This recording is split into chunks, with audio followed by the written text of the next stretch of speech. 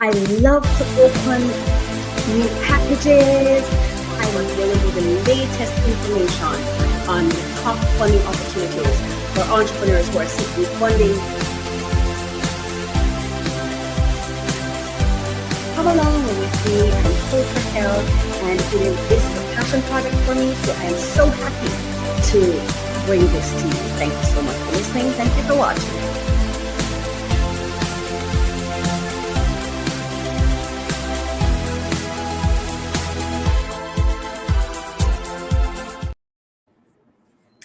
Oh, hello. Okay, so I am going live for the very, very first time. And this is crazy because I'm just not fully set up. Okay, I have a couple of things I need to do. So let's start with this song.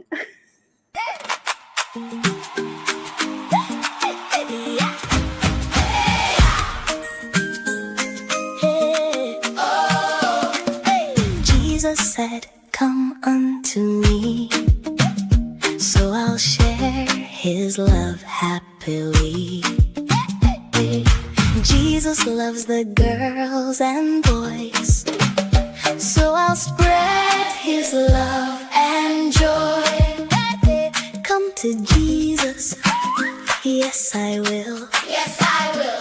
Love my neighbor, yes I will. God says it, so I will. Read his word and love him still. God says it, so I will. Learn his ways and do his will. For God so loved the world, he said, so I love my friends instead of hate. Love my mommy, love my dad, love my family, don't stay mad. God loves me, yes he does. I will love because he loves. God says it, so I will. Read his word and love him still. Yeah, God says it, so I will. Learn his ways and do his will. I am the head and not the tail. God says I can do things well, above only, not below. With God's help I learn and grow. Head, touch, head, not the tail. Above, hands up, not below. Point down. Let the little children come, so I run to Jesus' arms. Blessed at home, blessed at school. Jesus helps me do what's good. God said love, I will love. God said give, I will give. God said pray, I will pray. God said shine, I will shine. God said so I will. Read his word and love him still. God says it, so I will. I am blessed and growing still. Oh, yeah, baby. I love that song. I wrote that song. How are you doing tonight? Happy Thursday. It is Thursday, and I just want to wish you a happy Thursday. I am Coach Raquel, and this is my first time going live for Refresh, Relax, Renew. And I'm hoping that I enjoy it. So I'll do it again. Okay. All right. It just feels so different because usually I'd pre-record usually, and I'd prepare the show and then I'd run it live. But I've never like gone live myself like this. So this is my first time. And here we go. I just want to say thank you so much for being here with us. This is my tablet that you're seeing right here because my guide is right there. So I'm Coach Racquel. How are you? How has your day been? How is your evening going? How is May treating you? I have not been on here since for a while. I certainly haven't been on here since I think about since March or whatever. I haven't we were on hiatus for a little while as I regrouped, relocated, and did a few things. So, we're back. And I am so happy to be here, happy to be with you. Since it's my first live, please bear with me. But I'm going to have a good time anyway. So let's see what this live is all about, okay? Yes. So usually after our introduction, we go to whether a poem or one of my poems or one of my prayers. But since we started out with the children's song, the little kitty song, I'm going to share one of my cards from this book, Dear Little Black Girl. It's on Amazon if you'd like to get a copy. It's a really beautiful book full of inspiration. Yes, I'm just going to share one of these. Let's go. Okay. All right. So I'm sharing this one. This one. Okay. All right. Let's go. So it reads, Dear little black girl, dear little black girl, whose image are you created in? You are a reflection of something divine. Your love, your empathy, your strength, your joy. You are a reflection of something divine. Does that image come from people, books, culture, history, or God? And I always say, know God for yourself. Okay? All right. So we're going to go now into our ASMR moment for today. Yes, let's go to our ASMR moment. This is just kind of where we kind of relax before we get into the show, because when we start the show, there's going to be so much that we're going to talk about. We want to make sure that our minds are at the right place, that we're in control of our thoughts, and we're not here to be triggered. We're here to experience conversation and thoughts, So I just want us to kind of relax, reset, and release the rush, so we just calm down. So let's go to our ASMR moment now. All right.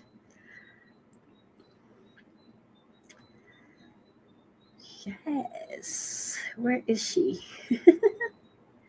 There we go.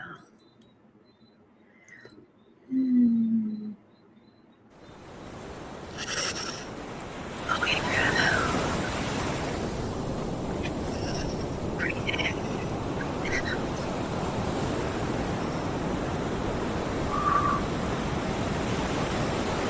Yeah.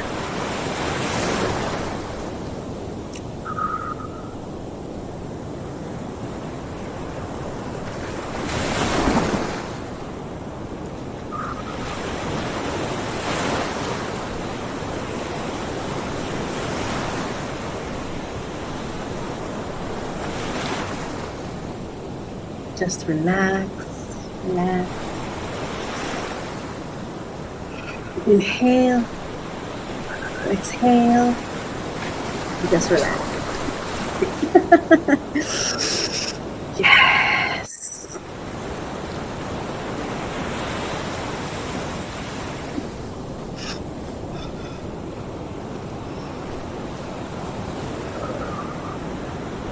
Calm. All right.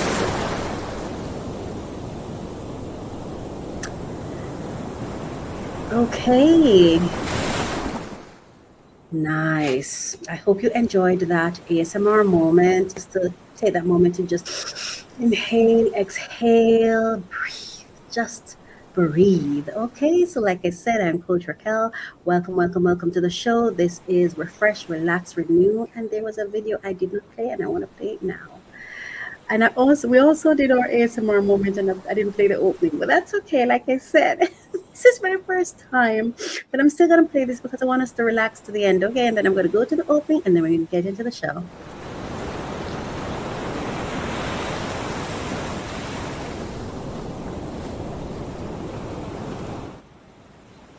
All right, so that was our ASMR moment. Now let's get into the show. Don't call me motherfucking trying to talk to me, find out some shit, talk about some gossip. Don't call me with no bad news.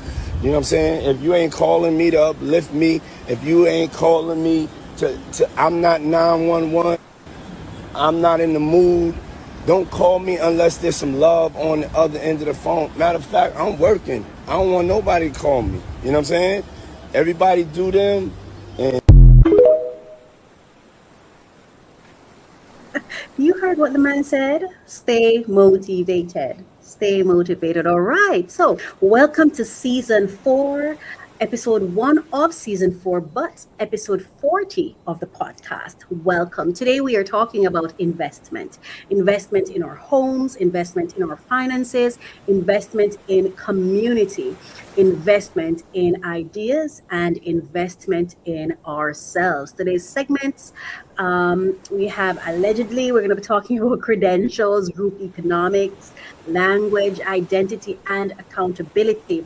And then for Unbox Solutions with me, we're going to be unboxing a washer dryer upgrade and an expensive installation lesson that I learned. And I almost learned it the hard way, but thank God for grace and mercy, right? Yeah, they saved me. And for Free Money Wednesdays, spending guilt, rebuilding grants and ownership. So those are the things that we will be going into today. And so we're just going to get into our first segment. And yeah, let's go. So, allegedly, reacting to the internet, ownership, accountability, and personal choice. So, today I'm going to be reacting to the Dr. Cheyenne Bryant issue conversation that went viral, as well as Devale Ellis. He spoke on group economics, and it was something I wanted to talk about. And then the final one was Yaya da Costa. I love her from a show on Netflix, Lincoln Lawyer. I love her from there, and she spoke about the tongue, language, and how it has impacted us. So we're going to get into it right now. And first, let's go to allegedly. And now, allegedly, where we slow the story down. This is about insight versus impact, learning from what we observe. Instead of paying the price ourselves, their experiences become our education. So growth doesn't have to come with damage.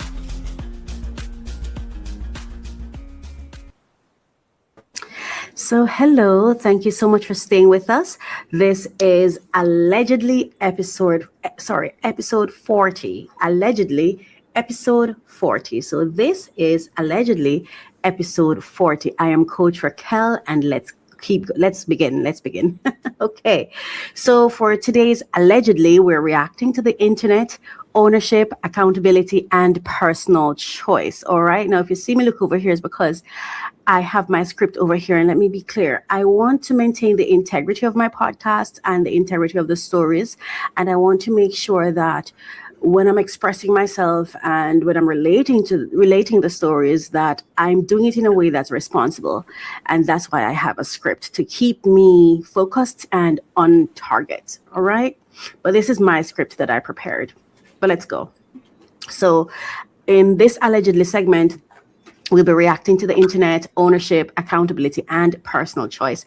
And so welcome to Allegedly, the segment where we react, reflect, question, and sometimes challenge the ideas shaping culture. And as always, these are conversations, not attack. Right. And really, this is where truth meets opinion and headlines meet hard questions. And before I even go deeper into this, I want to read our fair use statement. So let's get to that. All right. So copyright disclaimer under section 107 of the Copyright Act 1976. Allowance is made for fair use for purposes such as criticism, comment, news reporting, teaching, scholarship, and research. Fair use is a use permitted by copyright statute that might otherwise be infringing. And in this podcast, we're doing it for multiple of those reasons: criticism, commenting, news reporting, teachings, and research. So that's why we're here today, and that's what we're talking about. And I want to say this as well, that this allegedly segment, when it was created, it was not created to demean or to diminish or to cause harm to anyone. This is about examining our culture, examining what is happening in our in and around our environment, and looking at the gossip and transforming that into growth, and really going through, and I share my thoughts on what is happening in our world, or those stories that touch me, those stories that I feel like they got my attention and they touched me. And I just want to add my voice to the conversation, but in a wholesome way, I would say. And I don't mean wholesome in comparison to somebody else, just in a positive way, I hope, in a balanced way, in a way that is beneficial to the good of ourselves, that is beneficial to our growth and advancement. So I look at it from the perspective of breakdowns, create opportunities for self-work, and self-work will always produce breakthroughs. So that is how I view it. And so please bear that in mind as I go through these topics, and I'll be sharing some videos with you. All right, so let's keep going. Now, for today's topic, for today's episode, let's go back to our script. So welcome back to Allegedly, the segment where we react, reflect, question, and sometimes challenge the ideas shaping culture. And as always, these are conversations, not attacks, not judgments, just thoughts, reflections, and personal accountability. Because a perfect life may not be possible, but a life of personal choice is. A life lived on your own terms, that is absolutely possible. Now, let's go to our first clip, and you won't see the clip, but you'll hear it. And this clip is Cheyenne Bryant, commonly known across the internet as Dr. Cheyenne Bryant. Now, the reason I have it in air quotes is because at this point in time, her credentials are being questioned. All right. So, Cheyenne Bryant, have you earned a PhD? Cheyenne Bryant, have you earned a PhD? Now, I'm not saying Cheyenne Bryant to be disrespectful to her, but that's her name based on what's been published, right? And I'm not using the doctor because, again, like I said, that is in question. But her name remains her name, correct? Okay. So, have you earned a PhD? That's my question for you today. Have you earned a PhD? Now, this conversation touched something important for me. My position is simple. As long as a resume is required, credentials matter in today's world. I believe that we were all born. I was listening to a clip on TikTok, and the young man was saying, nobody needs to teach a fish to swim. The fish was born with the swim in it, right? Nobody has to teach a dog to bark, right? Nobody has to teach the birds to chirp and to fly. They do that. They were born with it. I do believe that human beings were also born with natural gifts and natural talents. And however, the world has this construct that it has us all operating in, and we're all subjected to these operational rules and guidelines and systems, right? And so, if we're going to be talking about service to people, there has to be some degree of fairness and some degree of common requirements across the board, right? So, my position is very simple. Like I said, as long as a resume is required, credentials matter.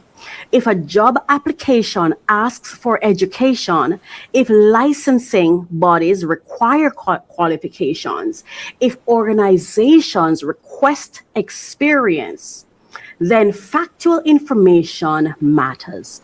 Credentials matter. Truth matters. But equal to that, every customer, employer, investor, donor, and community member has a responsibility to research where they invest. I want to say that again. And I'm saying this because too often we shift responsibility for ourselves and our choices to somebody or something or somewhere else when we are accountable for our choices. So every customer, employer, investor, donor, and community member has a responsibility to research where they invest. Are you invested where you are investing? Think about that, please. Personal responsibility goes both ways, right? So now let's go to the clips and then we're going to talk about some advantages and disadvantages. Let's listen. 3 doctorates, a master's degree. Hold on, hang on. I ran into 6 degrees, 3 doctorates, a master's. I have never heard anyone who've earned any degree or any accomplishments or any achievements that they've earned. I've never heard somebody say, I ran into it. See, we have a responsibility to listen because I really don't think this lady lied. One of the issues I see that we have is we're trying to convince the devil, and I'm not saying she's the devil, just in general. We try to convince the devil to believe what we believe so we can feel comfortable and justified in associating with it. We have this tendency to go around wanting people to believe what we believe, as though we can't connect or we can't have conversations or we can't coexist without people believing what we believe, without people being who we want them to be. And I think that is the threat that we face. That's the threat, the major threat. Because if we go around thinking people are who they are, I expect them to be who they are, I pay attention to when they tell me who they are, then it's just information. It's just information, and then I can make wise or informed decisions and choices. But no, we're busy. Like I hear everyone saying, this woman, she needs to do this. She never came and say, hey, hire me because I'm qualified. She never said that. She never came and said, hire me because I have all these credentials. She never said that either. In fact, she's been telling you the entire time who she is. And instead of listening to it as information and deciding, okay, since she's not educated as I would like, since she's not credentialed as I would like, since she's saying, for those of us who don't accept her as she is, we can F off, then let me F off and leave her be. I don't need to invest there. She can exist as she is. We say, the Bible say, let the wheat and tares grow. So why do we keep going around trying to convert everything to be wheat or tares? What are we doing? We're not God. We're always trying to play God. We're not God. Anyway, this lady said, I ran into 3 degrees. She ran into it. There's this movie called Chicago. And in the movie, there's a part in the song where the lady said, he ran into my knife. He ran into my knife 10 times. He ran into my knife 10 times. My interpretation, I didn't kill him. He killed himself by running up on me. I didn't deceive you. You choose to accept me. I am telling you, I ran into 3 degrees. I've never in my entire life heard anyone who worked their ass off to achieve anything present it that way. Now let's continue. Degree, a house at 19, my first home. I ran into 6 degrees, 3 doctorates, a master's degree, a house at 19, my first home, a daycare at 19, 3 retail stores on Merrill's. Well, damn, you was a professional student. It's very simple. I went to a school, Argos University, completed an entire program.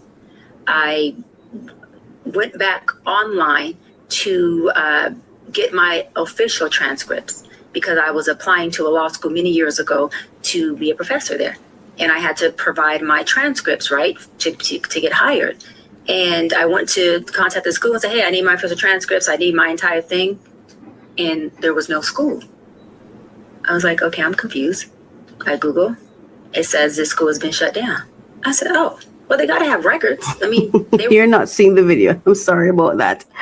But she did that. First of all, for me, and I'm not saying this lady's lying, but we have to use wisdom.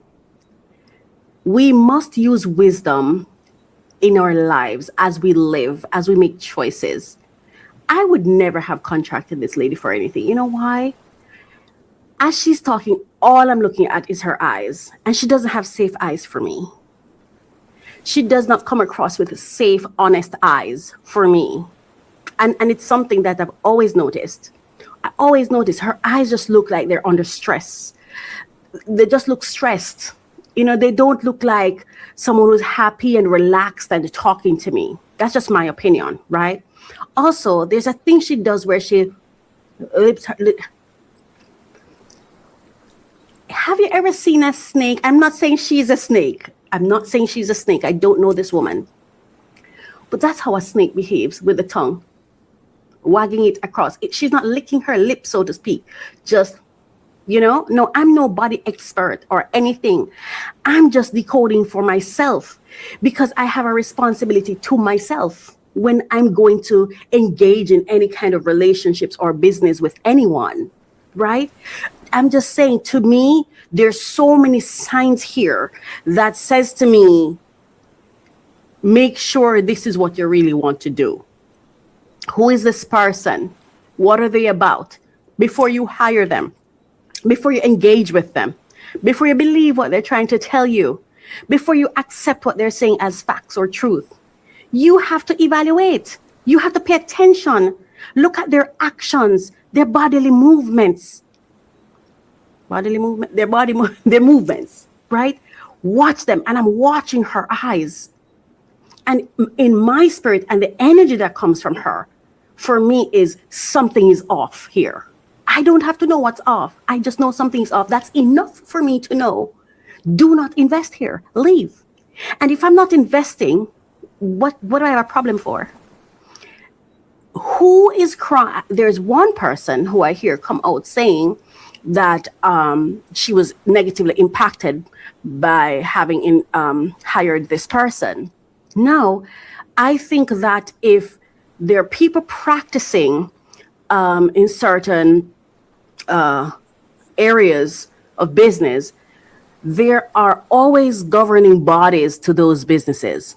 For me, let the governing bodies handle it, because it requires evidence, it requires testimonials, and all of those things before I can start saying, oh, this person should not be allowed to practice or not. But as far as I have heard this lady, I am not yet hearing a lie. She's been her actions tell me who she is. Her words are telling me. She said she ran into 3 degrees. Why would I go to that? Why would I want to choose a psychologist who ran into their degree? So she can run into her degrees. She has the right to exist. She has the right to do business, to hustle, to make money, to survive in this world, right? But guess what happened? She's not going to hustle me because I'm paying attention. And if I slip and she hustles me, then I forgive myself and I move on. Because the truth of the matter is I've not heard the lie yet. She's been clear. But you see, we hear what we want to hear, and we complain that we didn't hear what we're supposed to hear. You're supposed to hear it, receive it as information, and move with wisdom accordingly. Stop telling people what they should be, how they should be, what they should say. That's irrelevant. Listen and receive what they're already presenting and use that to make your decision. That's how I live anyway. I'm not telling you what to do. I'm just saying that's what I feel that's how we really should approach things. It's information. Let's continue. They were accredited when I attended the school. They were accredited when I finished the program. I go and look, there is a third party that has the records. Why contact the third party? That third party only holds records for 2 years. A parchment now holds all of the documentation from every student that attended that university. Let me say this, because you see, all this, whether or not, this is what I think is base level. I cannot imagine a person on earth who paid their money, who did the work to earn any degree, and then it disappears, and they treat it with they're flippant about it. I've never seen it. Most persons I know who've earned a degree value that degree, because we understand it's not we didn't go, well, I did not go to college because I wanted to. I did it because I felt I had to, in order to get the credentials, the resource, the proof, the evidence, the requirement to allow me to walk into rooms I want to walk into, to achieve things I want to achieve, to get the job I want to get. You see, the degree is not something one just walks into just because. No, there's a definite goal in mind. There are intentions in mind. So there is no way. I've never heard someone talk about their degree so flippantly and, oh, I can't get my credentials and that's it. Let me tell you something. I'm going to wrap this up because it is pretty simple to me. We have a responsibility to receive information, then make wise choices, informed choices. And when we fail to do that and instead get busy complaining about people, and some of us who are complaining, she's never impacted. See, but it's not, she did not position herself on our television or in our minds. We chose to watch what she was saying. We love excitement, but we have to ask ourselves, what gets my attention? Am I invested where I'm investing, or am I investing where I'm not invested? Yeah. Do you find that the things that capture your attention or that get your attention, where you pay your attention, are in places and spaces and with people who aren't fulfilling you in the right way? Because, people saying, oh, they position her and blah, blah, blah. They can position. There are many other people that are positioned that we don't even know because we don't pay attention to them. So why don't we value people for what they have to offer, take the good and leave the bad? Like somebody said, eat the meat and spit out the bone, because we all have meat and we all have bone. And I'm not saying that this lady should go around and lie. I have not heard a lie yet. We're the ones busy, instead of hearing what she said and paying attention to that. We're the ones who just run off with the clickbait, the high points and the excitement, the pieces that excite us, and then start telling her who she should be rather than listen. She ran into 3 degrees. What more do we need to hear? She ran into 3 degrees. She said it. I didn't. Okay? According to that clip, it came out of her, came from her lips. I've never heard someone describe having their degree that like that. I earned mine. I have a bachelor's. That's it. But I earned it. I went to school. Okay? I didn't run into that. I wish I could have, but if I could run into some degrees, because I started my master's and stopped. If I could run into some degrees, I would. I was offered an honorary doctorate and I turned it down. All right? Because by that time, it wasn't that essential to me anymore, because I had learned and realized that purpose matters. And it's just a lot that matters. And after I grew up for a while, I realized like some of the things I was chasing aren't that important. You know what I mean?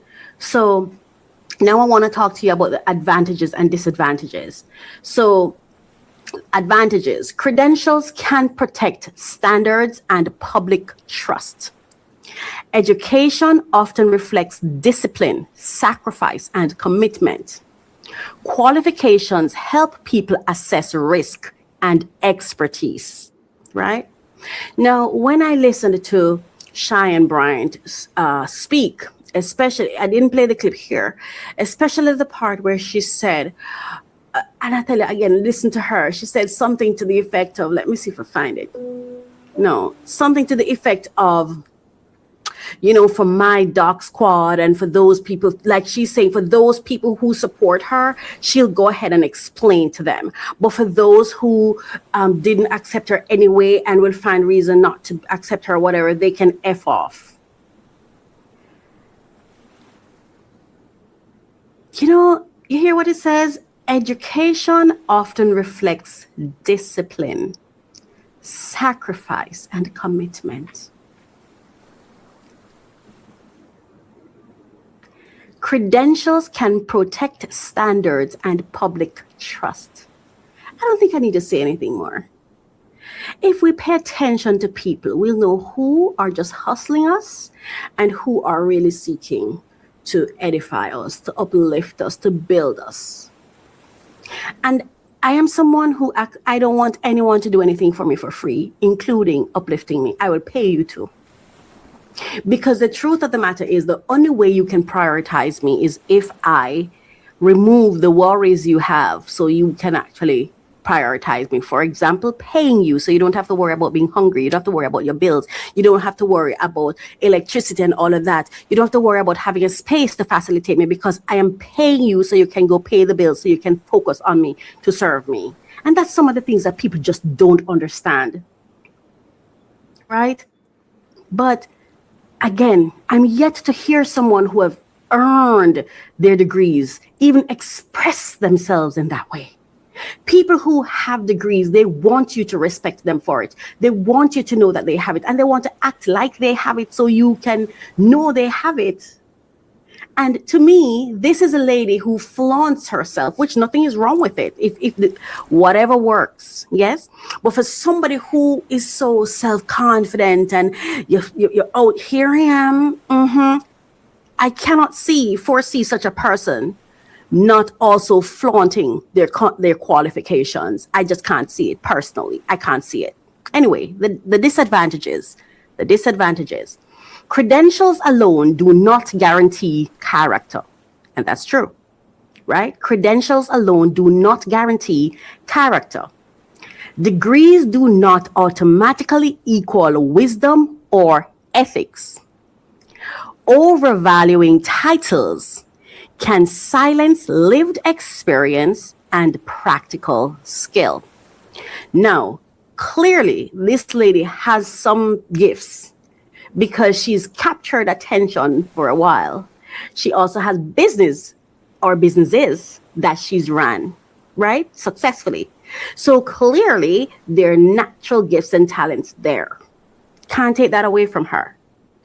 But we are the ones, again, every customer, employer, investor. And remember, when you hire a coach or anyone you hire, you become an employer, right? You see, the thing is with us as individuals, we forget that we're a whole CEO and boss of our own lives. And sometimes we show up in subservient, submissive in spaces where we really are the ones with the power. As a consumer, you're hiring, you're contracting. Yeah. Every customer, employer, investor, donor, and community member has a responsibility to research where they invest. And with that said, right, I just want to, I haven't gone to the next clip yet. I need to move. Okay, time. So personal accountability reflection. I want you to think about this today. So I think accountability lives on both sides. The professional must represent themselves honestly, or I like to say with truth.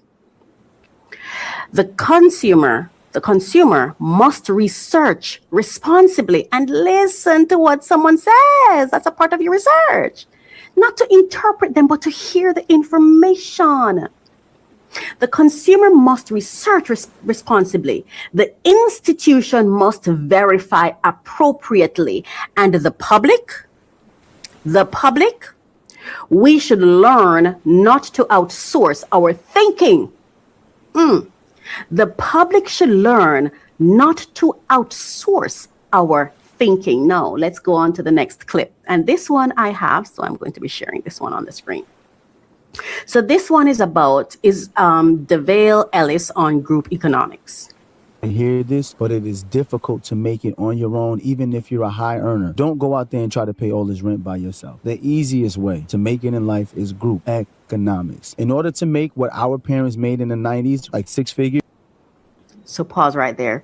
I like this topic that he's talking about. And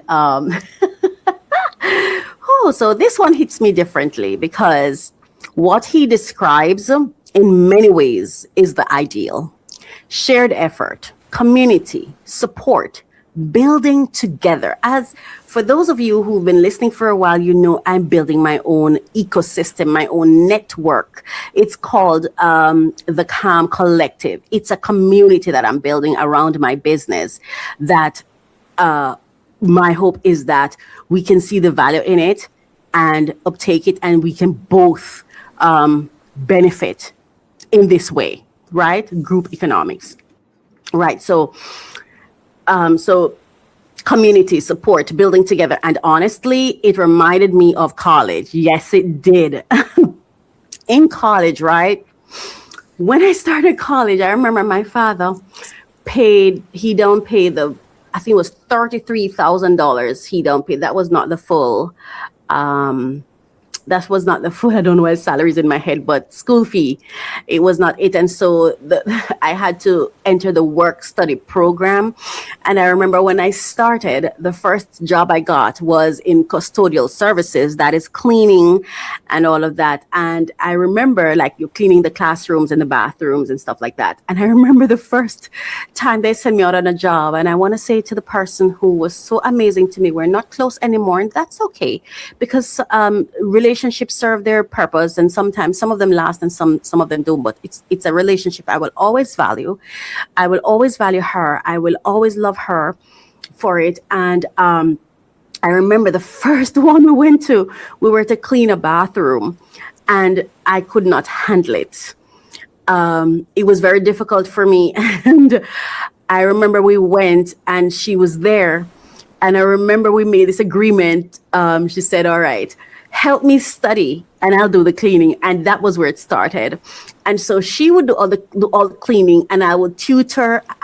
She'd be cleaning and I'm reading her textbook to her, and I'm having discussions and I'm helping her. So because I helped her with all the other exams except math, because she was fantastic with math. Like, she's a math teacher now. Like, when I tell her she loved math, she's great at it. But when it came to the other courses that she had to do, helped her through all of that. And in return, she helped me with the cleaning. She helped me with the economics. She was the one who sold things. Without her, I would have had no home. As a matter of fact, when I graduated from university, I had nowhere to live. I was going to be homeless. And I remember that night I begged. When I tell you I begged, I was begging for about an hour or two. I think I was begging for more than 2 hours before the driver who came for her, the guy who was driving the van, said, okay, just let her come, because that night I did not know what I was going to do. I had nowhere to live, nowhere to go. And I was begging her because throughout the entire time of college, she was kind of my support system financially. She helped me a lot financially because I did not have any help. So I'm talking about group economics, as he's talking about. I could not have survived college without group economics, right? Anyway, so there were seasons where many of us survived because of group economics, right? And even when I speak with her, and because I've told her thanks many times, and to be honest with you, I still feel like I owe her a check. And if I ever became wealthy, that's a check. That's she would be one of the first persons I give a check to. That's just how I feel about it, because I just still feel like I owe her, even though I was there for her too, and she said it. She's like, we were there for each other, but she, like, I'm telling you, And there were other people, but I was just sharing that one. There are other people. There are those who are still in my life right now. There's one who's still in my life. I don't know if she's gonna hear this, but she is my safe place. My safe place. Anyway, we shared notes, we shared food, we shared rides, we shared opportunities, and together we made it. I remember I was like her little security guard.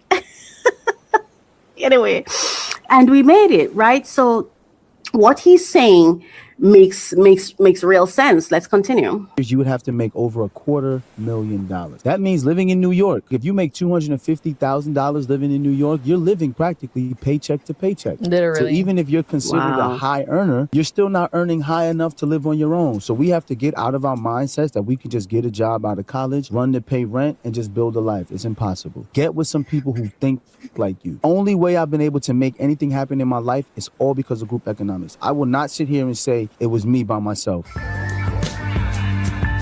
All right. And he's, I what he's saying is correct. I could not have made it without group economics. As a matter of fact, is there anyone making it without group economics? Because your customers are a part of your network. And that's why for me, I build my network, because I take on an accountability and a responsibility that those people who fund me, who invest in me, I am building a system where they have the option to tap in or not for more benefits, because there's something I live by. If you pay me $1, I commit myself to delivering the value of $2. That's something that I practice heavily, because I think it's because of how I grew up, and I've never had the luxury of feeling like someone is responsible for me. And so when someone chooses to invest in me, I really, truly, deeply value it, because I almost feel like you didn't have to, but you have. My parents were stuck with me and, to a great extent abandoned me. I was an abandoned, neglected child who had to figure things out on her own. So when someone shows up and makes that commitment, I have such deep appreciation for it that I want to make sure that I'm offering value so that I within myself can feel like there's fair trade here, and that's why I build a network around my business. It's for the benefit of all those who are connected to me.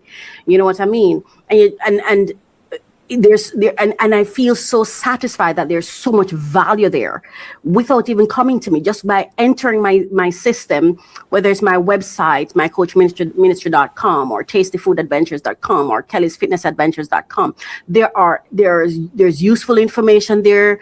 There are all sorts of, there's entertainment there. There are things there that you can uptake and you can enjoy, even without speaking to me. You know what I mean? So value, it's about adding value, and absolutely. But I also carry another reality.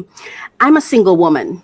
I have never had the honor of being someone's wife, and support systems have not always been present in my life, like I said. So when I hear conversations about community economics, my question becomes, how do we build this in communities operating from survival mode? How do we build this in communities operating from survival mode or operating in survival mode? How do we do that in a way that is safe for everyone?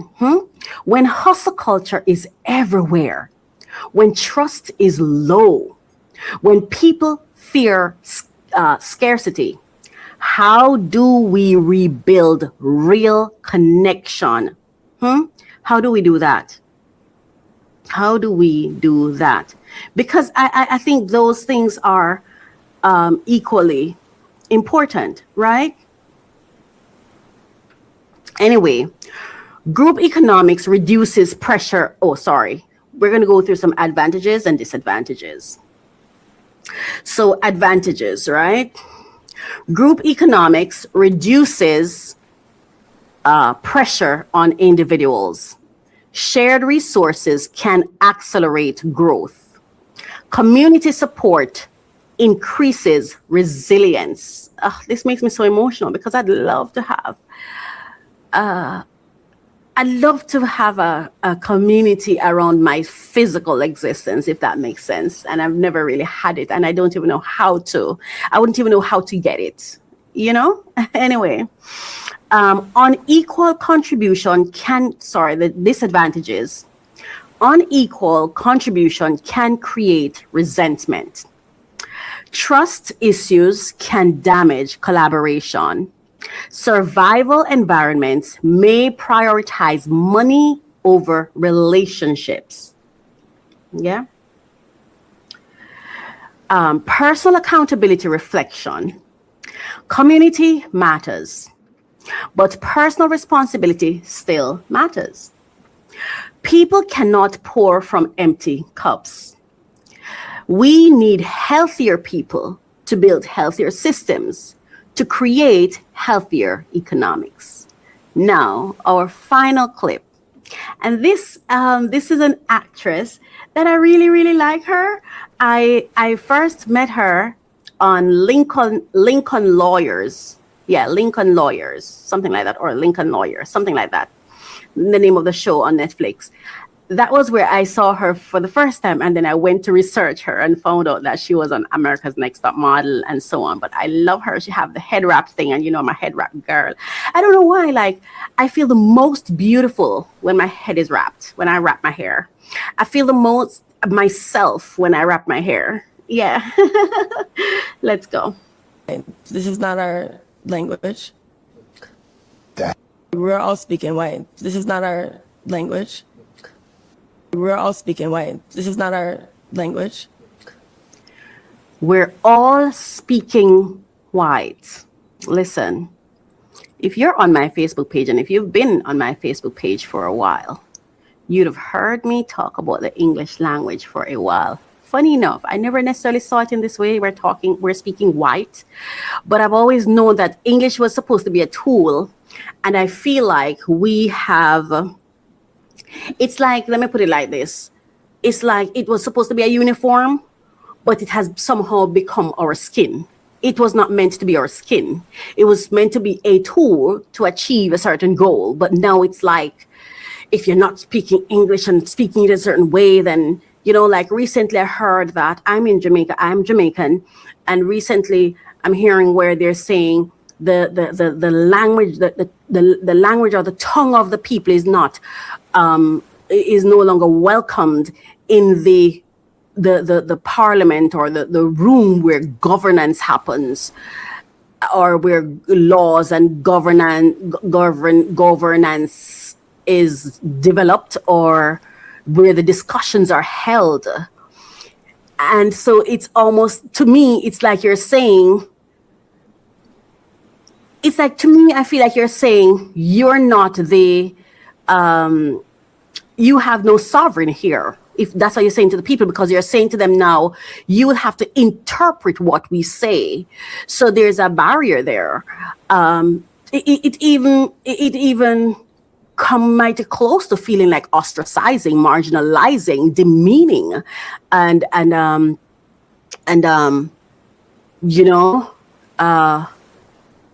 what's that word? Disregarding, people. I'm not saying that's what it is. I'm saying it comes mighty close to sounding like that for me, because now you're saying to understand us, you will have to go get an interpreter, or you'll have to go transform your language so that you can understand with directness, or that at first-hand account, for you to have first-hand account understanding. So that first-hand account understanding is being removed. So now you'll have to get an interpreter, or you're going to have to become an interpreter so that you can get the basic understanding of what of the leadership and the governance of the country where you were born. It's a weird thing. It's a very, very weird thing for me. Like, I don't know. I'm not saying this is what it is, but it almost says to me that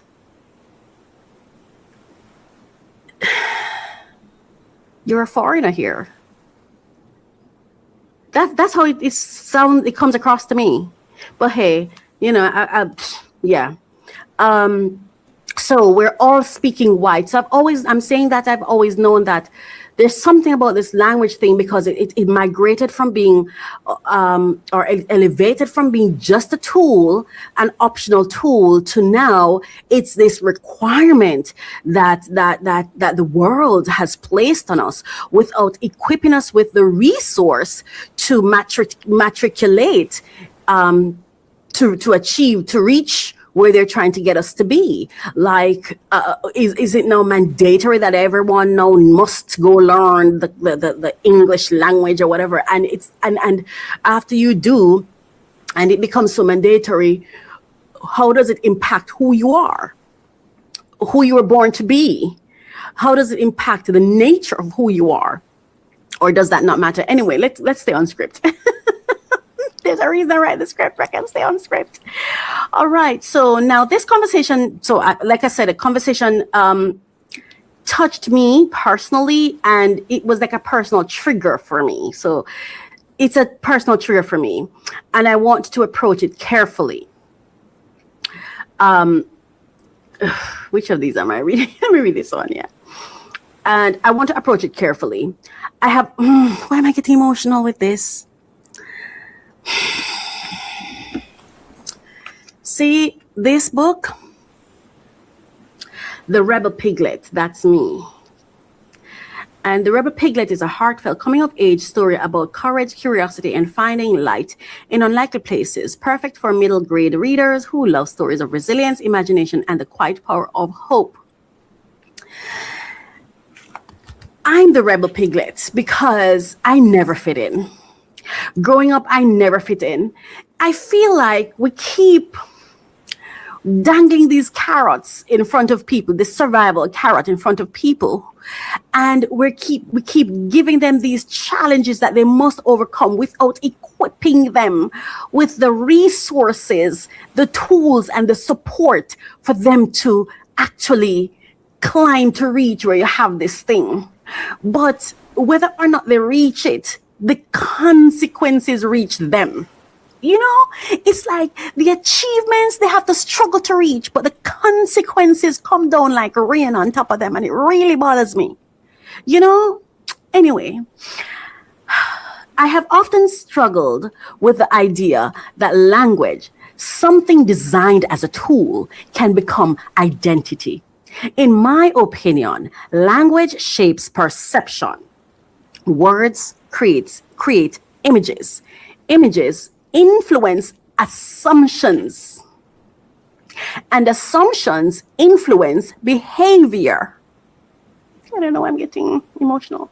Sometimes I wonder how much of what we think begins at the sound of a word.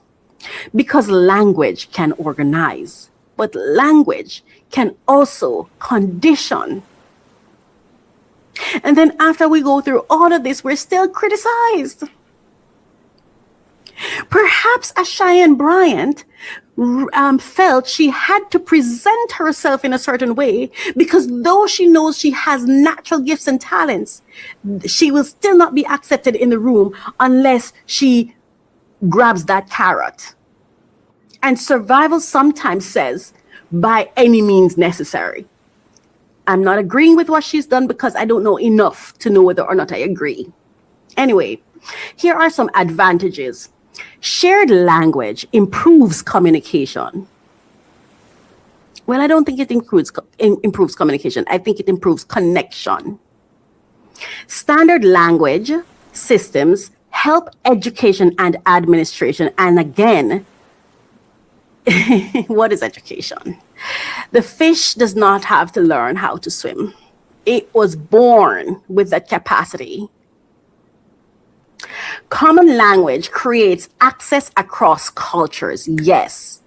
A standardized language system helps the sharing and accessing and interpreting of information. But I believe that education does not require any language, because if education is about learning, then we don't need language to learn. As a matter of fact, I remember my niece at 3 years old, she said to me, Auntie, there are 3 L's in learning, and talking is not one of them. Look, listen, learn. We don't need language for that. Disadvantages. Language dominance can overshadow cultural identity. And I will extend that by saying not just cultural identity, but creator identity. The intention of God when he created someone. I think language dominance is interference in God's business. Yeah, by all means, introduce something, but to make it dominant, to make it mandatory, to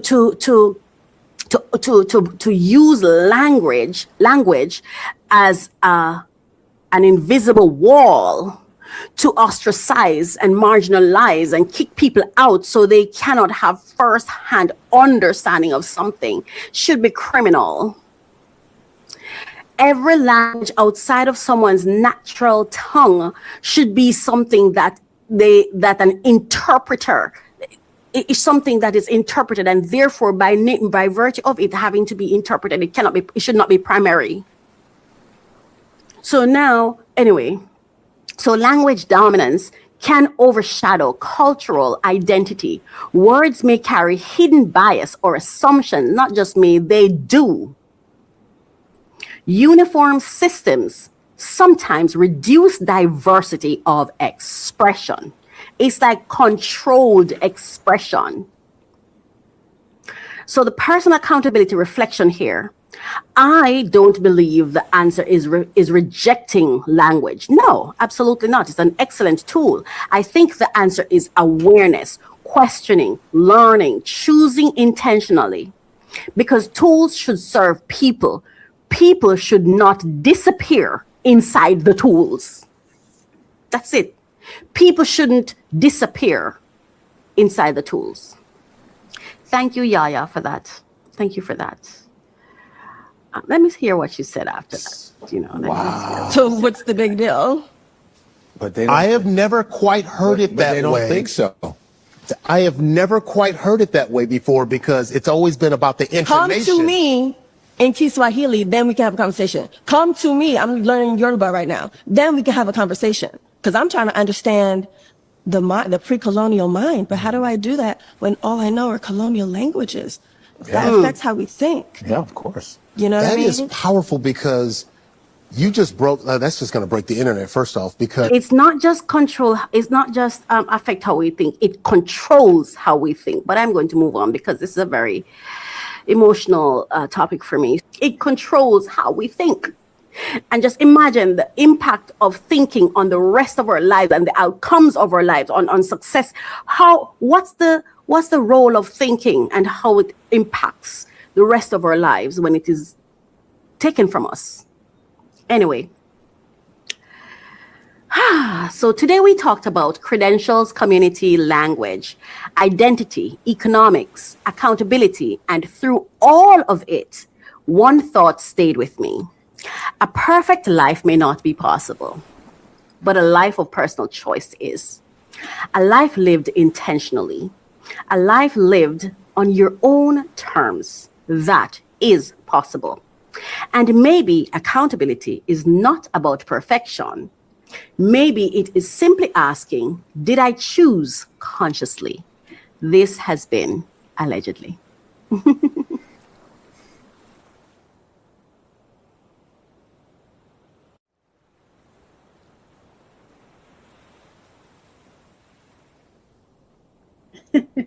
My apologies for that. Thank you so much for staying with me so far. That was Allegedly, and listening back to it, wow, just wow. And that language thing is a big thing, but I'm not going to do the show all over time. We're going to go on to our next segment. It is my hope that you are inspired, and not just inspired, not inspired to feel inspired, but inspired to find your place and stand in it. find your strength, that inner strength to find yourself and own it. You know what I mean? Anyway, let's go to Unbox Solutions with me. Thank you for staying with me. And if you have any questions or anything, you can drop it in the comment section and I'll answer. All right? Thank you so much. All right, let's go.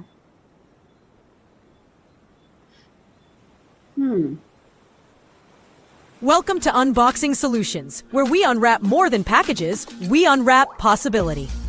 Every tool you see is chosen with care, purpose, and real-life use in mind. If what you create deserves to be opened, explored, and put to work, this is that space. I'm unboxing not one.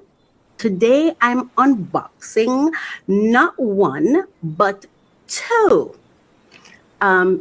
Two new additions. My new Samsung front load washer and the matching Samsung front electric dryer. Yes, that's what we're unboxing today. And listen, this felt like a real grown-up moment. All right, new space, new setup, new responsibilities, and honestly, I was excited, very excited. All right, so let's go to the first one, which is the washer first. All right.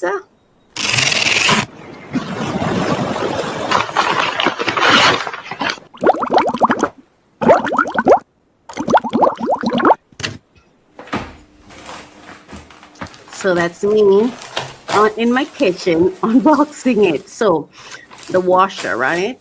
Let's turn it down a little so you can hear me. I love the ASMR. I'm telling you, I love it.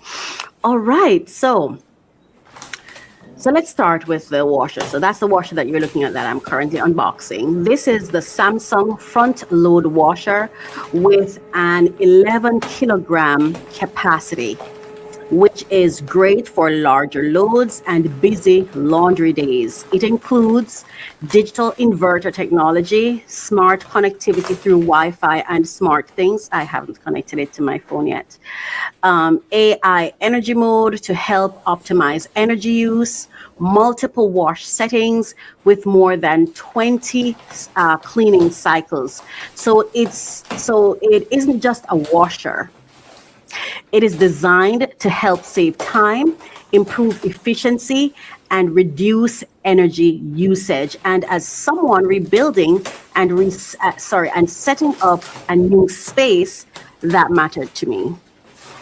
And it was important to me also to have something that I could stack, right? I wanted to stack it. All right. So we're still on the dryer. And I just want to share a little story with you. All right, no, so then came the plot twist.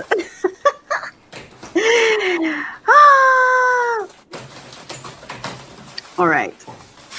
Let me see if I have it down here if I don't want to. Okay. So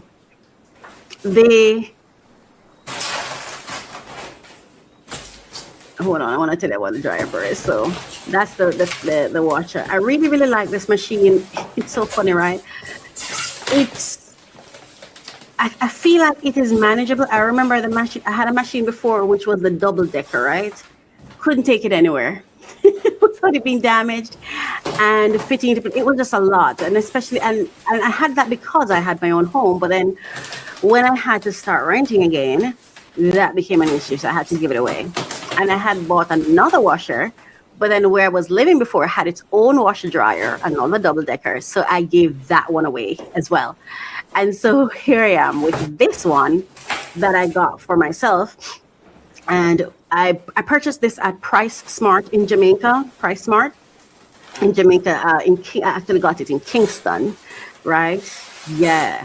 So I'm very pleased with it. I love how it works, but it took us some time to get to peace. And I'm going to tell you about it after we get to the dryer. So let's go over to the dryer now. So that's the washer, right? We're going to come back to the washer. Don't worry. Let's go to the dryer now. So That, and yeah, the plug as well. So the plug that comes is a European plug. So I had to, the person who installed the machine for me had to try to change that over to a plug that could be used locally. All right, so I want to go to the dryer first. Oh, so here is the dryer. I'm about to know unbox the dryer, and now let's talk about the matching dryer. This is the Samsung front electric dryer with an 11.5 kilogram drying capacity.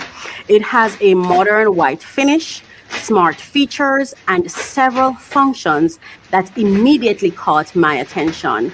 I loved, to be honest with you, I like the front load. I like that. Yeah. And I like that it could be stacked. Right, because I have a smaller space. Right, so it has a modern white, yeah, I said that already, including, so modern white finish, smarter features, and several functions that already, yeah, several functions. Now, all of these include AI intelligent controls, smart things capability, wrinkle prevention, interior drum light, reversible door, child lock features. And one thing I appreciated, it was built with convenience in mind. Because laundry isn't just about cleaning clothes, it's about creating systems that support everyday life. Everything I do is about building a system around myself, an environment around myself that makes life beautiful, that brings calm to my life, because especially since I live alone, I want things that will not be too stressful for me. Yeah. So, yeah. If we, so a rough idea of the cost for everything, 25, I'd say about $300,000. No, that's not it. That's 250. Right, about 250, and includes, I would say on average I spent about 270, and that would include everything, the machine, delivering the machine, setting up the machine, right? It costs about 270,000 Jamaican dollars to get all of that done, right? All right, so the plot twist that I was talking to you about. And now the lesson, because this beauty, and that's the dryer, but I want to go back to the washer. But I want you to see inside here before I go back to the washer. I want you to see on the inside. That's inside the dryer. It's a little dark, so I'm going to get you some light so you can see it properly. But that's a button, and those are where the settings are. Yeah. I have a major problem. I don't like to read manuals. Not good. That's inside. And that's what came with it. Yeah. And the plug at the back, I want to show you the plug at the back as well. It's the same thing. So if you're getting this, because the person was saying to me that an adapter should have come with it, but I didn't get an adapter. But you can also get an adapter online as well on Amazon, or you can have someone come and install it for you. So that's the same European plug, right? All right, now we want to go back to the washer a little bit. So the first wash cycle, yeah, because I had a lot of dirty clothes because I had just recently moved and I didn't have a washer or whatever, right? But the first wash cycle was absolute chaos. I remember I put the stuff in because when the person set it up, they showed me that, see, I tested it, whatever. Yeah. I didn't see or experience any issues. But I'm sitting in here, I think I was working, right? And all of a sudden, the machine started making violent sounds. It was shaking, bouncing, moving, scraping walls. And at one point, my washer almost did a full 180-degree spin around the room. I'm not exaggerating. The machine moved from where it was, spun around. And I'm hearing like, I was hearing the sound. I had to go in there and just power it off. And I'm like, why is this doing this? So I thought, okay, let me put things to hold it in place. Do I need to get something to hold this machine in place? I didn't know. Maybe I was supposed to purchase one of those grill things to put it in it. But I'm like, but that would make sense because the machine will be hitting up against the grill. So I'm like, okay, you know what? Maybe it's just me. Let me try this again. Try it again. And it happened. So I said to myself, you know what? And this is it, right? The first time when the wash, I loved it. Like the clothes were almost dry. Second time I said, okay, I'm going to let it wash to the end, no matter what it does, and see what happens. Mighty gosh, I'm telling you, listen, it felt like a car was having an accident, like a car was driving and ramming itself into the washroom. It was just this huge, violent, like it was crazy. The third time I tried this thing again, I'm like, okay, something's wrong. Something is wrong. Something has to be wrong. And this is what's funny, right? The first time it did it, I went to ChatGPT and I typed in and I said something. And let me tell you, but because you see, this is what I'm telling you, as a consumer, we have a responsibility. When you hire people, they want to charge you. They're going to tell you all their credentials, all they have, all they can do and all of that, right? But credentials doesn't mean you no longer have any responsibility or accountability, right? Because they're going to do what they're going to do, but you have to remain informed. I should have read the manual. I don't know why. I just don't like. I like to explore rather than read.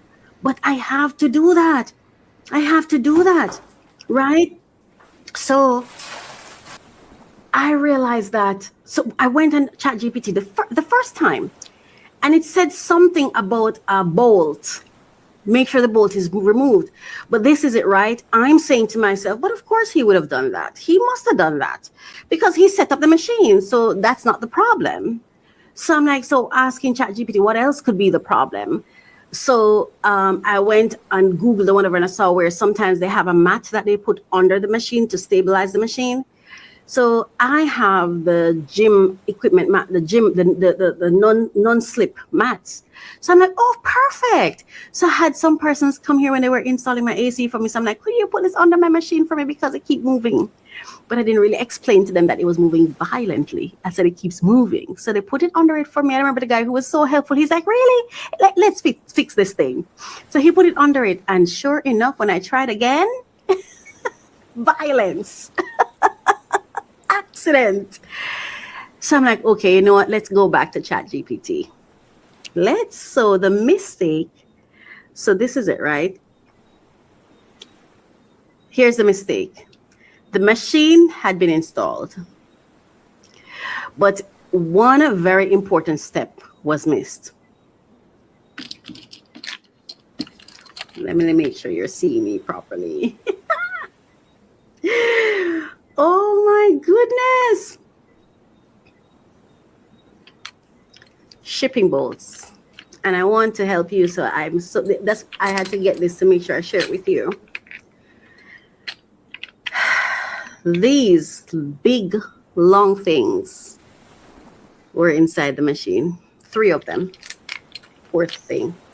Poor machine. The poor machine. Look there. 3 of them were in the machine, right? The shipping bolts were still attached. And this is something I really, really want you to understand. These bolts are used during transportation. They help protect the drum while the machine is moving. But once installed, they must be removed before use. If they stay in place, the machine can shake violently, damage internal components, damage floors, damage walls, and potentially shorten the life of the appliance. So I did what many of us do now. I researched. I checked manuals. I looked at setup information. I asked questions. I compared experiences, and eventually the answer appeared. The problem wasn't the washer. The problem was the setup. The bigger lesson. Because I was asking questions, and I remember because the person who did the AC for me was going to come back to look at the machine for me. And I remember when I told him that I found it as the bolt, he's like, "Oh my gosh, that could have destroyed your machine." Yeah, no, the bigger lesson, and honestly, this became bigger than laundry. Because how many times in life do we try to operate while still carrying things that were only meant for transportation? Old systems, old fear, old limitations, old survival habits, things that protected us once, but were never meant to stay forever. If you do not remove what was only meant for transportation to get you where you are, eventually everything starts shaking. And so here are some quick tips, some consumer tips that I'd like to share with you. If you're buying a front load washer, please remember they're at the back. Check for shipping bolts. Read the manual the first time before this happened. I hope you do that. Me, I want to have the excitement first. Like I almost have to be inspired or motivated to read it. And to be honest, when I was reading it, when the issue started and I started reading the manual, I didn't find the answer there. Maybe I didn't read it properly. I don't know. I didn't find the answer there. Yeah. Confirm installation steps. Don't assume setup was completed correctly. Protect your investment. And truly for me, a luxury washing machine doing gymnastics in your laundry room is not the experience we're going for. It's just not worth it.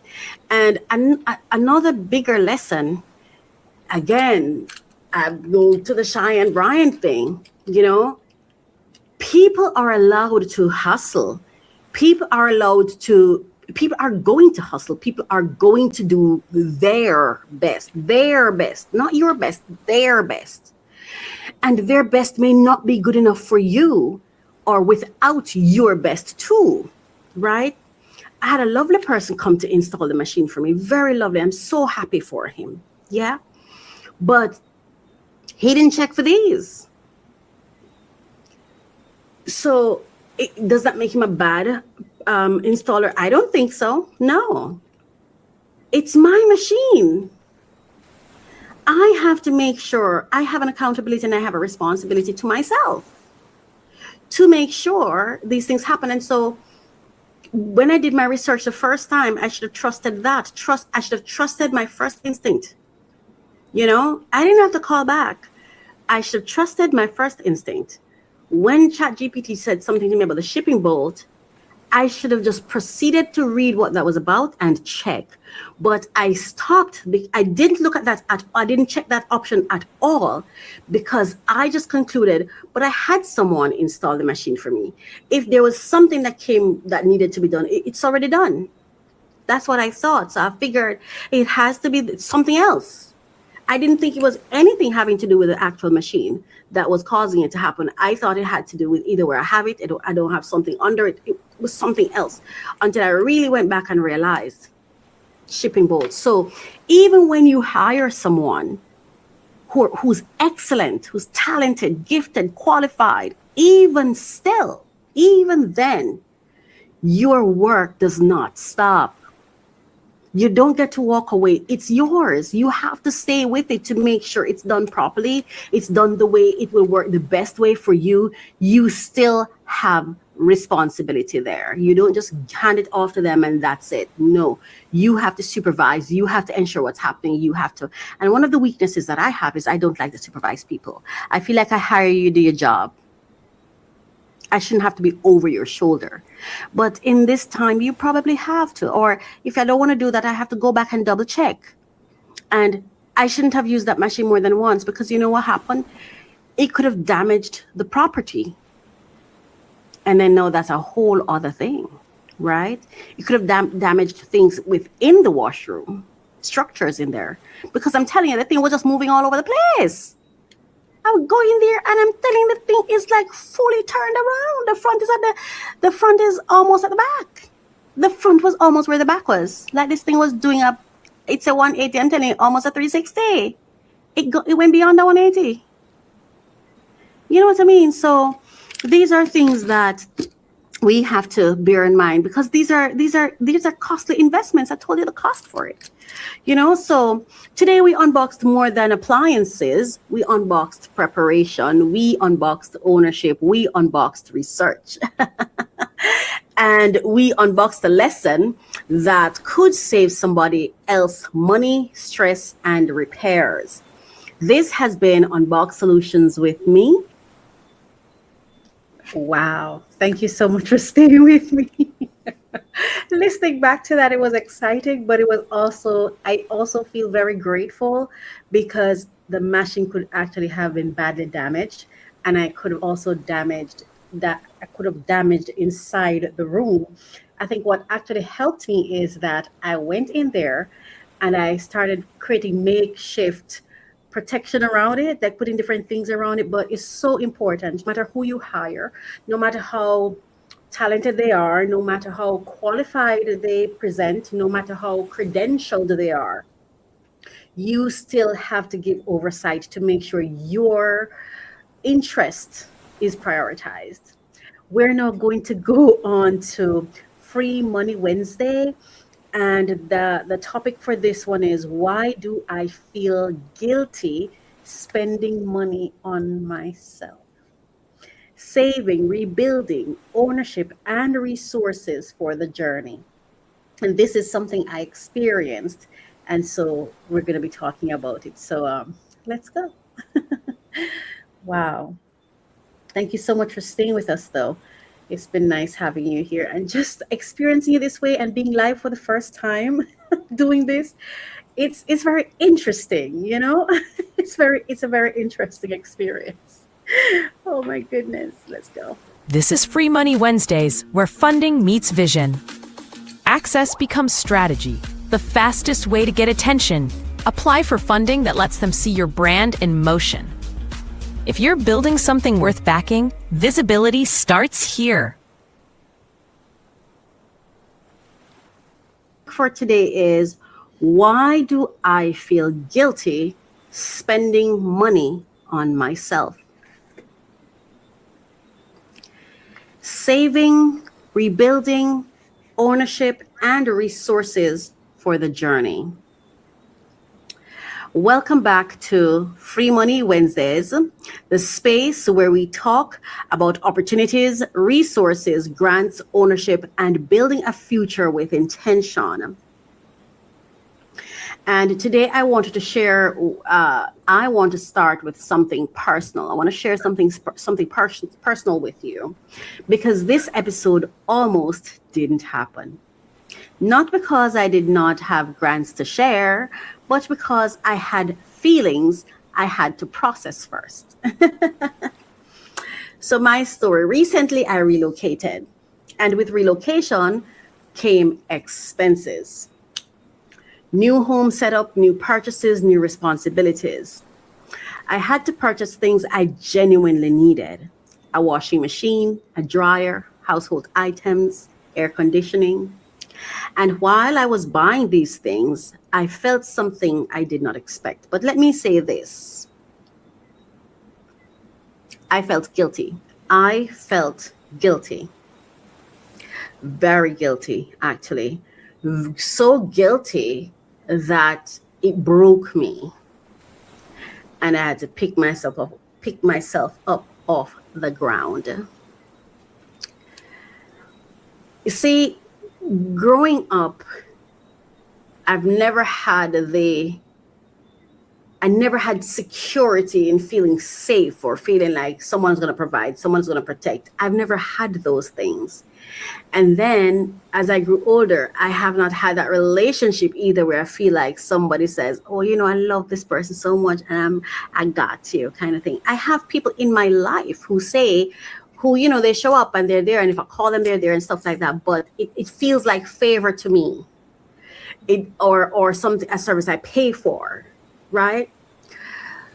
So because of that, I've always had to work hard to take care of myself. But sometimes in doing so, sometimes I feel like I'm always behind the eighth ball. Like I'm always behind the target. Like I can never hit the mark. You know what I mean? Like no matter what I do, no matter how much I achieve, no matter how far I've come, it's like the spot I've been in, not all my life, but the spot I feel like I was in, that scarcity spot, like it's following me, and I'm so vulnerable to falling back there, right? So it's like you're making strides and stuff, but you feel like, why do I feel like I make 2 steps forward, 4 steps back? And that's not I don't think that's real truth. Well, not think. It's not the truth of my situation. It's not. In that all the strides I've made have made life easier and better and better. However, there is a goal that I have in mind that I have not yet achieved. And sometimes I have to be careful not to judge my movement by the goal that's ahead of me, not to judge my movement by the goal ahead of me, but to judge it by the spot I'm leaving.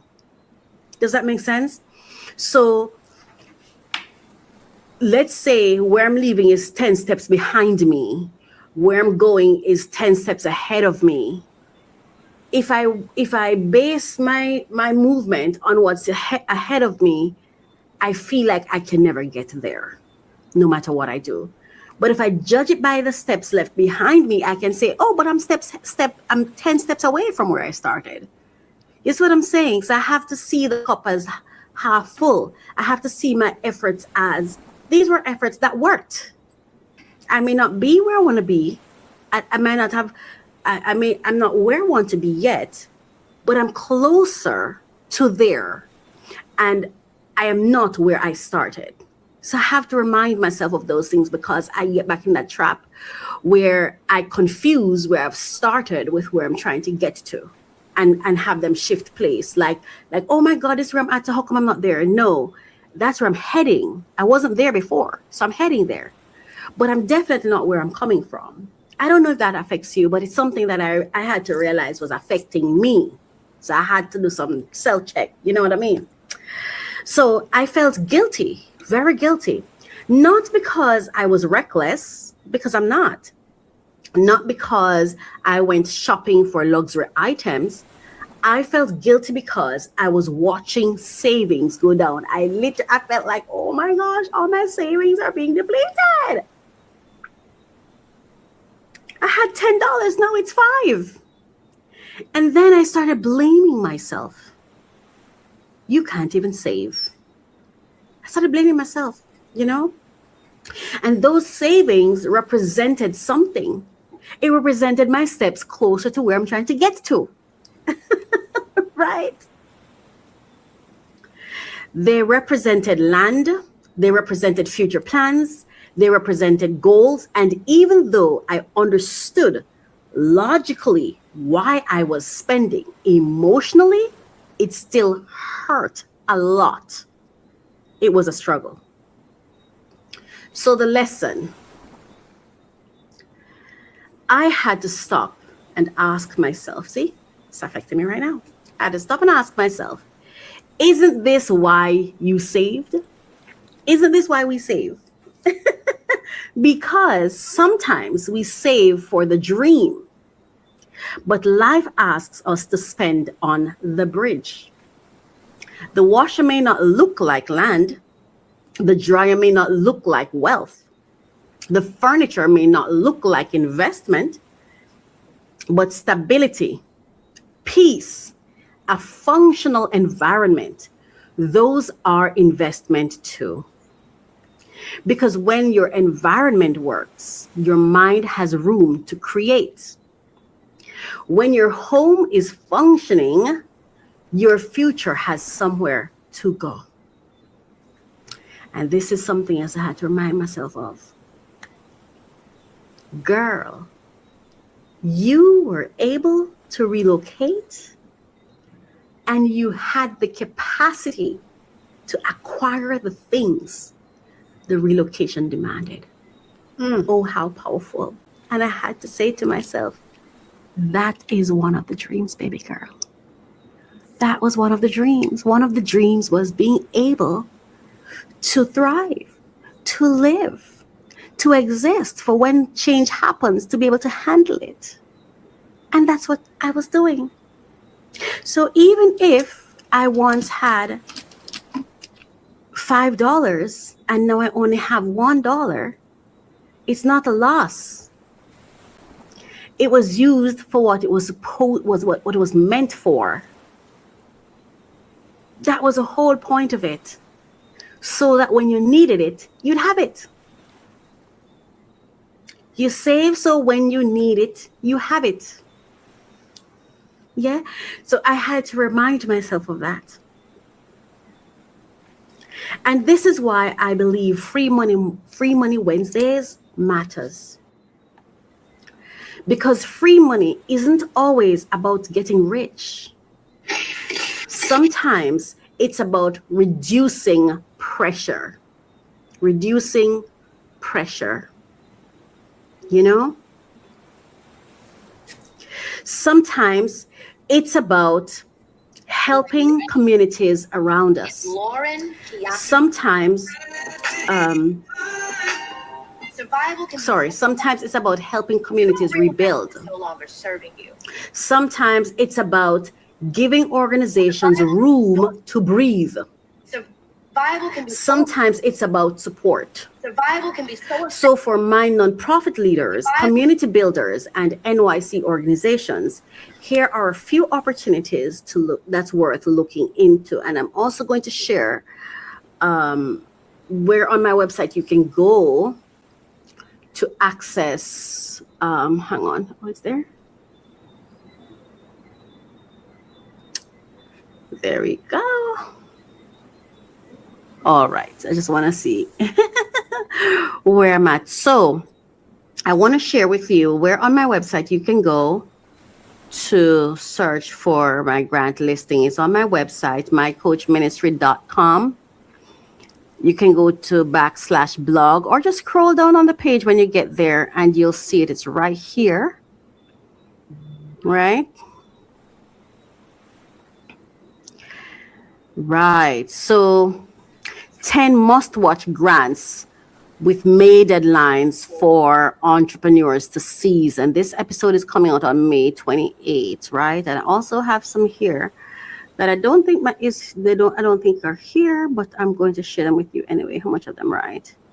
I have 5 additional ones that I want to share with you here as well. But let's start with the ones that are currently on the site. You can go to 10 must-watch grants with May deadlines for entrepreneurs. May is a crucial month for entrepreneurs, nonprofits, and innovators looking to secure funding. Several grant opportunities with fast-approaching deadlines can provide the financial boost needed to launch or scale projects. Acting quickly can open doors to resources that support technology development, creative ventures, and international collaboration. Below are 10 grants with May deadlines that founders and innovation-led builders should watch right now. So one, we have the NSF SBIR/STTR Seed Fund for U.S. tech startups. This fund targets early stage technology startups in the United States, supports research, and development to help bring innovative tech ideas to market. The program is vital for startups aiming to validate concepts and attract further investments. And the link to more is there. Public Diplomacy Grants Program. Deadline May 18 passed. So let's just move forward. U.S. federal opportunity on grants.gov. Deadline May 29, 2026. And the grant listing is published on my website at the beginning of on the first of every month. So you don't have to wait for Free Money Wednesdays to access them, but I'm going to also mention them during Free Money Wednesdays, right? So this federal grant opportunity supports a broad range of projects, including community development and innovation. It suits organizations ready to tackle social challenges with scalable solutions. The funding can accelerate impactful programs with government backing. U.S. federal opportunity on grants.gov. The deadline May 30. Another federal grant with a focus on research, technology, and community services. It is designed for entities that can deliver measurable outcomes and innovation. This grant is important for those seeking to expand their reach and impact. Canada Pathway to Commercialization for SMEs. Small and medium-sized enterprises in Canada can benefit from this program, which helps move innovative products from concept to market. It funds activities like prototype development and market testing. This pathway is crucial for Canadian SMEs aiming to grow internationally. Canada AI Compute Access Fund for Scaling AI Projects. This fund supports Canadian companies working on artificial intelligence projects that require significant computing resources. It helps scale AI innovations that can transform industries. The grant is essential for startups and researchers needing access to high-performance computing. Canada Global Innovation Cluster Opportunities. These opportunities target collaborative innovation clusters in Canada, bringing together businesses, researchers, and government. They fund projects that drive economic growth through shared expertise and resources. This grant matters for those looking to join or build innovation ecosystems. UK Innovate UK. UK Innovate UK Find a Grant May competitions. UK-based innovators can apply for various competitions hosted by Innovate UK in May. These grants support technology development, product launches, and business growth. They are valuable for startups and SMEs aiming to compete on a global scale. UK Creative and Innovative Grant Calls closing in May. This funding suits creative industries and innovation-driven projects in the UK. It supports activities from product design to market research. The grants help creative entrepreneurs turn ideas into viable businesses. Grants.gov forecast opportunities with May postings for summer deadlines. This forecast lists upcoming federal grant opportunities posted in May with deadlines in the summer. It helps entrepreneurs plan ahead for funding in areas like health, education, and technology. Monitoring these forecasts ensures timely applications for future grants. All right, and if you go on here, there's also 5 money generating hacks for entrepreneurs that you can check out as well. But I have some grants on here that I'd like to share. On here, I'd like to share with you as well. So grant spotlights. 1, NYC Cultural Development Funding Opportunity. If you operate a qualifying arts or cultural nonprofit organization in New York City, check the cultural development fund opportunities through the city's cultural support systems. Great fit for arts education, youth engagement, cultural prevention, and community programming. Sister Georgie, for example, would be a great project for such a grant. And then we have number 2, non-profit grant programs. There are non-profit funding opportunities available through corporate giving programs that support registered 501c3 organizations. Areas include or often include community development, education, economic mobility, youth services, neighborhood impact, because we also have Bible Talk for Children, which is also another good project. So then we have the veteran and wellness grants, organizations working in wellness, outdoor engagement, healing experiences, and veteran support should also watch nature and wellness related funding programs. These sometimes support mental health, community recovery, and quality of life initiatives. Number 4, environmental and community improvement grants. If your nonprofit works in beautification, community gardens, environmental education, youth spaces, cleanup projects, or neighborhood revitalization, environmental grants may be worth exploring. And the final one, number 5, community leadership funding. And for grassroots leaders, community leadership grants continue to be one of my favorite categories because they often support local solutions created by local people. Never underestimate community-based funding. And the reflection for today. Okay, our reflection for today. So today I want to leave you with this thought. Don't confuse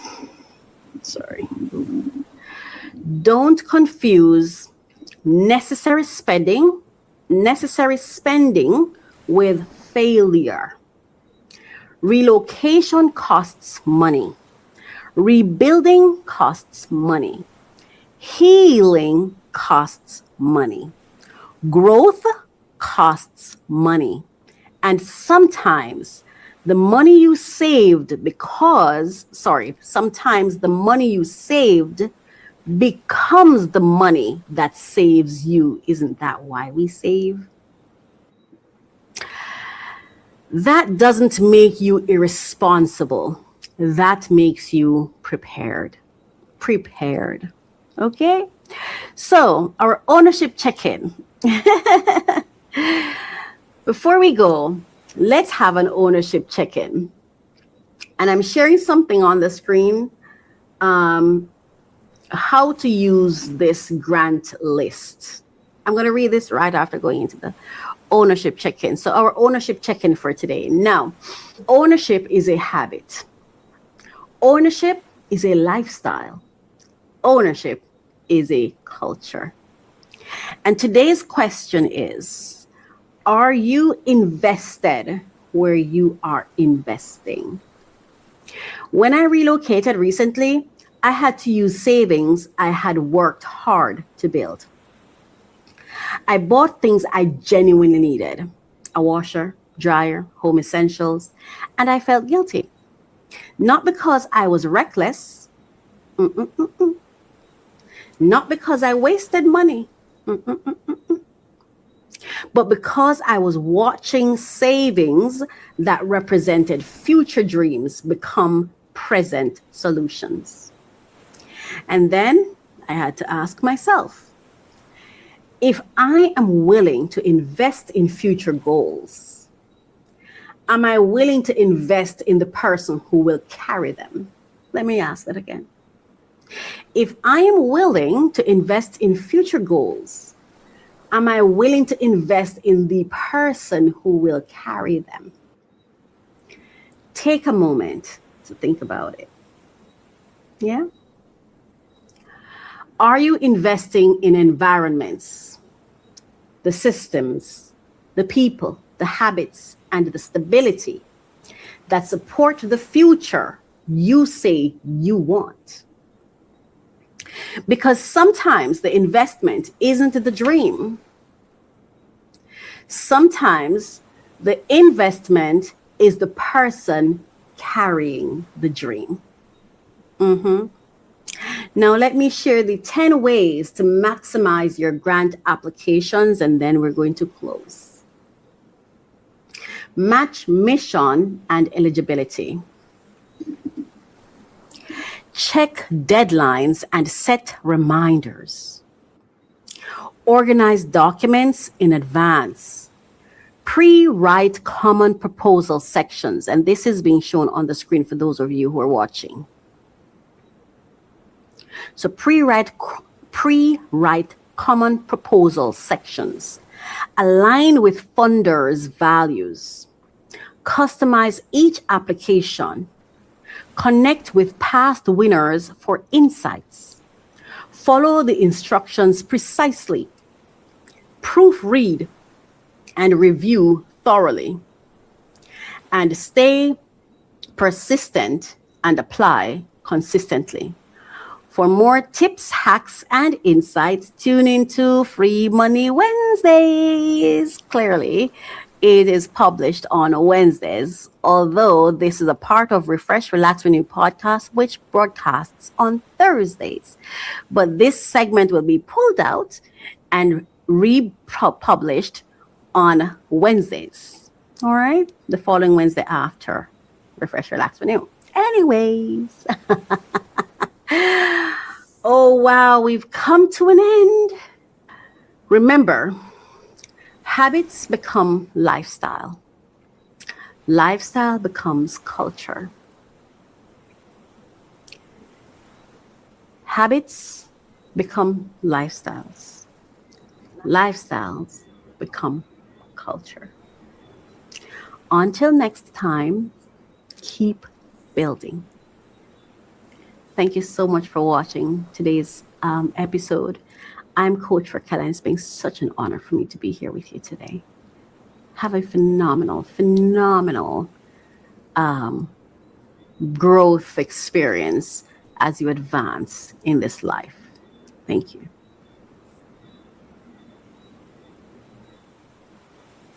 Wow. For those of you who have stayed, and whenever you're watching this, if you stayed to this point, I just want to say thank you, thank you, thank you. Now I have a final message I'd like to share with you. It's from Kiki. That's Kiki Palmer. That's her, I think, commercial name. But we'll hear the clip I'm going to share to just kind of tie up everything that we spoke about. We spoke about, and allegedly, we spoke about Dr. Cheyenne Bryant. We spoke about and the fact that her degree is being questioned. And what I'm saying is, I am not saying that unfair hustle is okay. That's not what I'm saying. But I'm saying we ought to be in the awareness and the consciousness and mindfulness of at all times that everyone is in survival mode. Everyone's hustling. And if people are hustling, you could be hustled. So we must take accountability for our choices and make sure that we are investing where we are invested where we're investing. You actually have an interest in being there beyond the material things that the world likes to flash across our faces, like credentials and looks and all of that. What gets your attention is your investment, or is your trigger, or is the tease, or is what they use to is your dangling carrot. So if you are in the consciousness of what the dangling carrot is, then you can make choices that are in your favor, and you won't have to worry about who's hustling. For example, if you're not hungry, you should have the kind of mindset where no amount of presentation of food is going to trigger you to go empty your bank account because you know you're not hungry. That's all I'm saying. Take personal accountability and personal responsibility. Then we also spoke about from DeVale Ellis, where he talked about group economics. I mean, college taught us that, right? Group economics is a fantastic thing. We don't all get to operate in a group at all times. However, well, you know what? We are always operating in a group. No one is an island. No matter, you could be an introvert, you could be solo in your life, but their clients you work with, their employers, their people you do business with. So we're really never ever alone. And what I would say with regards to group economics is make sure there's a God of your understanding at the center of your network or your group or whatever community you're building around yourself. God, and make sure you're in it too, because sometimes we're so invested in the outer world that we're less invested in ourselves. So make sure you're a part of your own community. You're an essential part and a part that is catered to. Right. And then we have Yaya that spoke about language. Know who you are. And remember that everything else is a what I call it peripheral device, like addition. Everything else and know what your core is about. Know your essentials for survival and for living. Right. And then we went to unboxing. You've got to check for those, what is it called again? Bolts, the bolts. But that was just in one case. When you're purchasing things, make sure that you check to make sure your installation is actually complete, because you never know what can happen. Who knows that there are things that could catch a fire. There's so many things. It's especially for large pieces of equipment. I think I was quite careless in not reading the manual, checking to make sure, even though I hired someone to install it, but it was still my responsibility to go through that manual. You know what I'm saying? And then, Free Money Wednesdays, I felt so guilty. I felt so, I literally, at one point in time, I was there bawling like, oh my God, I'm such a failure.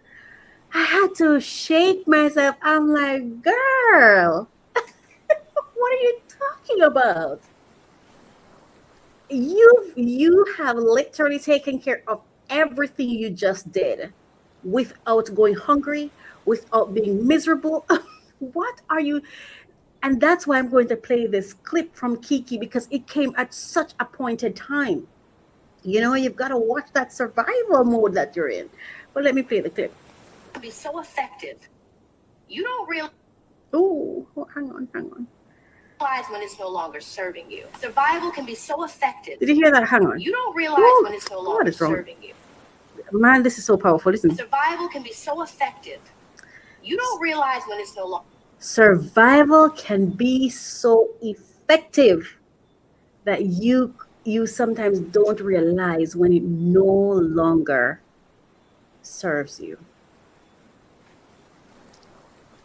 My mind was still in survival mode, even though my circumstances and my capacity said the opposite. But still, it was a lot that I took. It was a lot to take on, But the bigger thing, like I said in it, the bigger thing was, I wasn't begging anybody. I wasn't begging anybody to put me out. Like when I was leaving college and I had to beg you, do not leave me. I have nowhere to live. Please let me come. I didn't have to do that. So that was a blessing. That was a blessing. So whatever it is you're going through, if you're someone who you're trying to save and you're trying to acquire certain things, but you find yourself having to go back into the savings, that's what the saving is for. It's like insurance, right?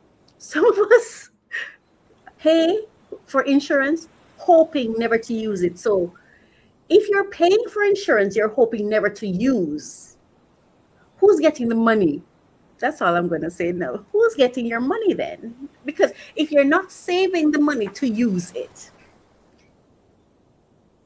who will get? At one point in time, I thought to myself, if I died, then what?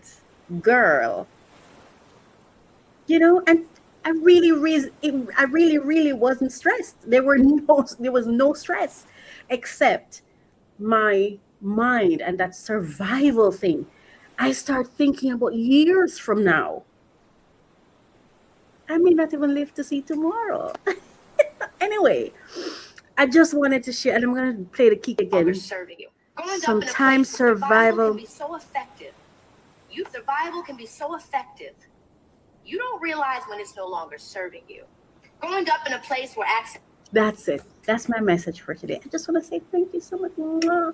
This was my first live, and I just want to say humbly, thank you. Thank you so much. And before we go, here are some messages I'd like to share with you.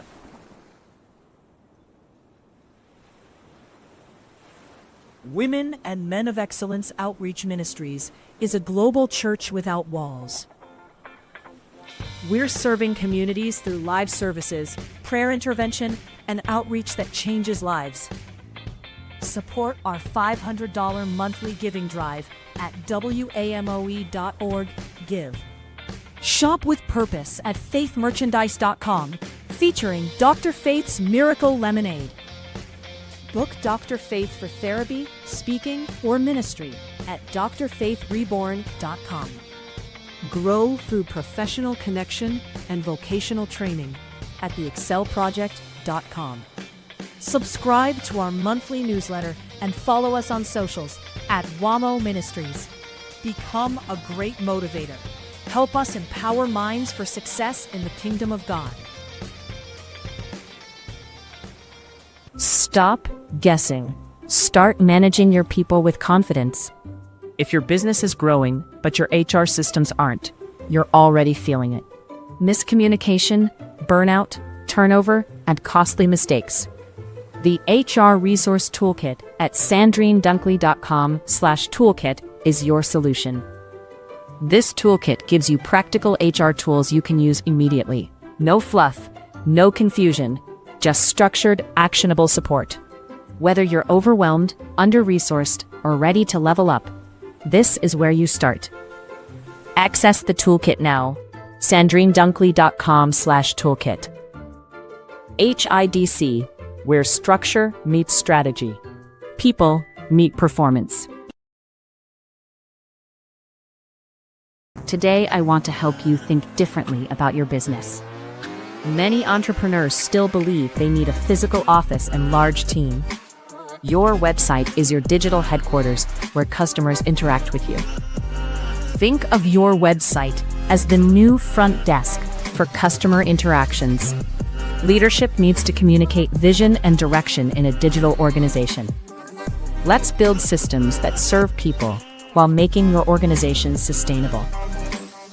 Explore how our ecosystem works at mycoachministry.com/ecosystem.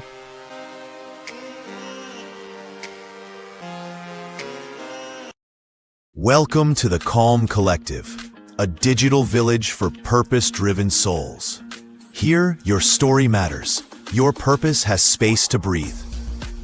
And your impact? It grows with community. From healing to strategy, from divine clarity to digital empowerment. We help you transform lived experience into legacy. Join the village. Build boldly. Heal loudly. Rise calmly. This is the Calm Collective. Become a member at mycoachministry.com. Welcome to mycoachministry.com. We're on a mission to empower 1 million purpose-driven entrepreneurs, turning calling into currency. Through strategic coaching, we guide visionary leaders, brand elevation, and creative empowerment, helping leaders break barriers and own their identity. Build impactful, wealth-generating brands that echo across generations.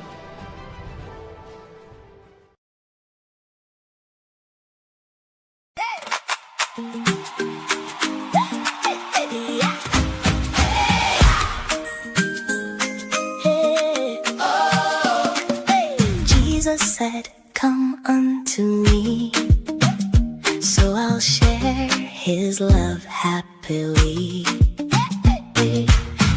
Jesus loves the girls and boys, so I'll spread his love and joy.